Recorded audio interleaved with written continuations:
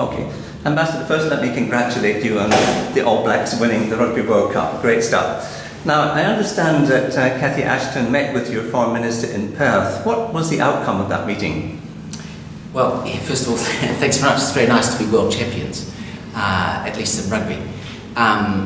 Yes, Baroness Ashton and Minister McCulley met during the Commonwealth Heads of Government meeting, and the critical event there that is taking the EU-New Zealand relationship to a completely different level now is that they have agreed to pursue a framework agreement between the EU and New Zealand. And that essentially is a political structure to place around all of the good things we do together in Afghanistan, in security, in defence, in environment, in the Pacific around development, a really important and very serious new step in the relationship. So a deeper and broader relationship between us and the European Union is now in the offing, and it's a very, very exciting time, frankly, to be the ambassador here.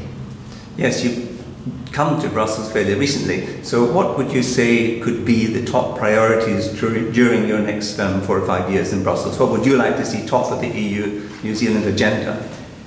Top of the EU-New Zealand agenda is obviously to finish this framework agreement and to bring in the missing piece, and that is a trade agreement.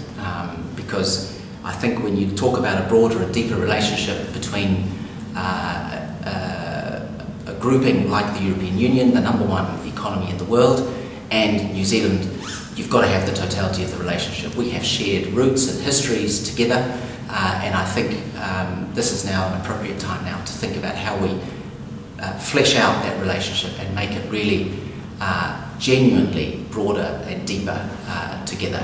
And I think the EU has a phrase for it, stronger together, and I very, very strongly believe that now is the time, as we watch the evolving regional architecture in the Asia-Pacific region, this is a good time for the European Union to be engaging with us, and obviously it's a great time for us.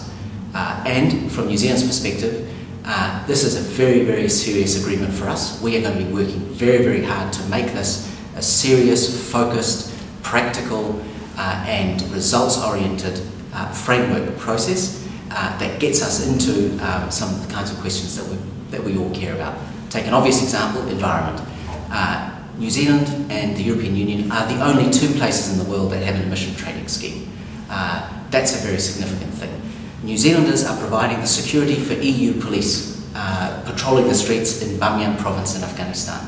It is New Zealand that's helping shape and inform the EU's Pacific Development Programme in the region. There are really important points of collaboration for us, and this framework agreement is just a great way to drive that forward. But we do need to get that trade and economic relationship. And I assume you would also welcome a greater EU presence in Asia as a whole, a deepening of EU-Asia relations.